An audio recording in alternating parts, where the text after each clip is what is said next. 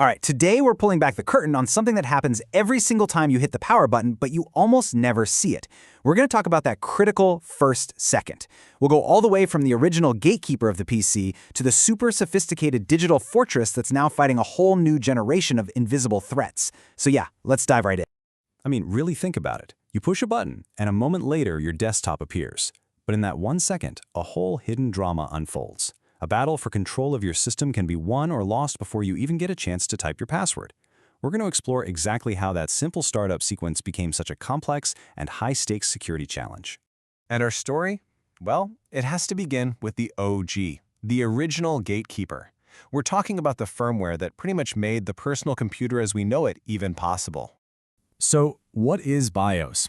It stands for Basic Input-Output System, and you can think of it as the very first piece of software your computer runs. Its main job?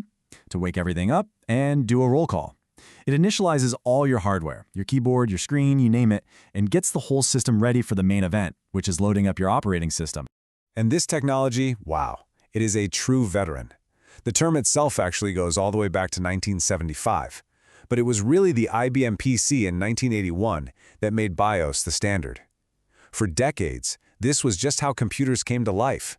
It evolved a bit, from fiddling with physical jumpers to those classic blue text-based setup screens many of us remember.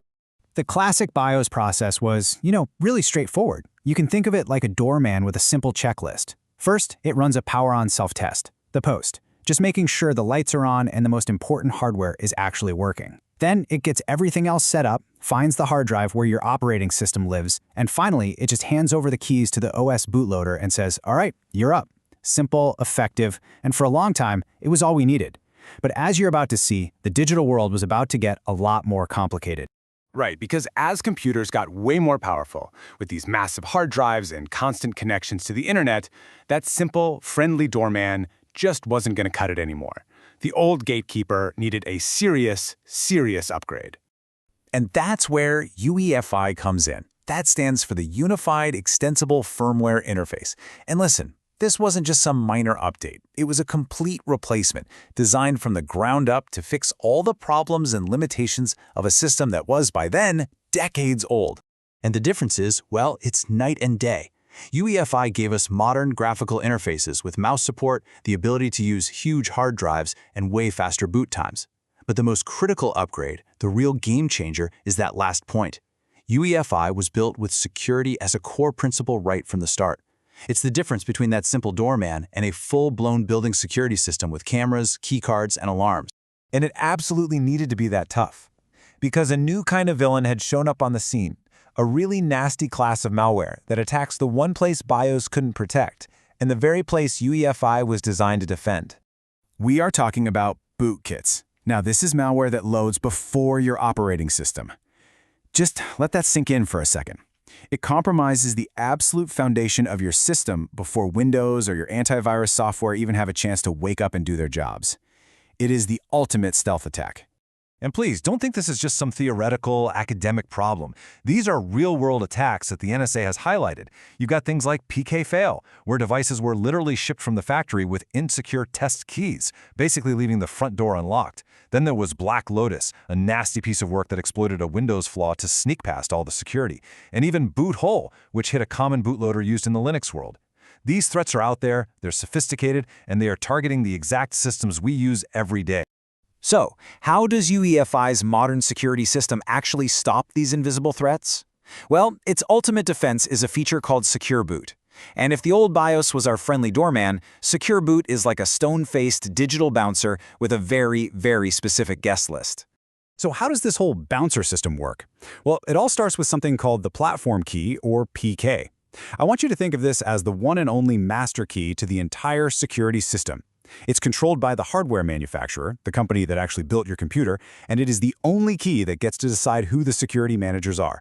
And those security managers? They hold what are called key exchange keys, or cakes. These keys basically represent a short list of trusted vendors. Think Microsoft, maybe Dell, or HP. These are the only players who are authorized to update the rules of the club. In other words, they're the only ones who can change the official guest list and the blacklist. And that brings us to the Allow List Database, or just DB. This is the bouncer's official guest list. It's basically a big collection of unique digital signatures for every piece of software that is approved to run when your computer starts up. If your operating system's bootloader shows up and its signature is on this list, it gets in. Simple as that. Then, of course, on the flip side, you have the exclusion or deny list, the DBX. This is the blacklist, the bouncers do not admit list. If any piece of software tries to load and its signature matches an entry on this list, maybe it's a known bootkit or a vulnerable old driver, it is blocked. Instantly, no questions asked, access denied. So when it's all set up correctly, it looks something like this. It's a neat, orderly system. You can see the platform key comes from the system vendor, and all the other lists are populated with certificates from trusted sources like Microsoft. Everything is in its proper place, everything is secure. But this is what happens when that chain of trust gets broken. Just look at it. There's a test certificate being used as a master key, other keys are in the wrong place. It's just chaos. This is the digital equivalent of hiring a great security team and then leaving the front door wide open with a sign that says, "Come on in." It completely undermines the entire system and leaves the computer totally vulnerable to a bootkit attack. Okay, so this all brings us to the most important question of all, right? How can you be sure that your own digital fortress is actually secure? Let's walk through how you can check. And first things first, here's a critical warning that comes straight from the NSA's guidance on this. Do not just assume you're protected. Just because you have other cool security features like a TPM chip or you've enabled full disk encryption, that does not automatically mean that Secure Boot is active and properly configured. You have to check. So how do you actually do that? Well, the process really boils down to 3 key steps. First, you run a simple command to confirm that Secure Boot is actually turned on and enforcing the rules.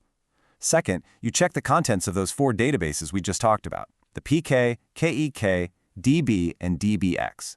And third, and this is the important part, you compare what's there to what should be there, making absolutely sure all the keys and certificates belong to trusted vendors, not some weird test keys. So as we've seen, that first second of your computer's life really is a hidden battleground.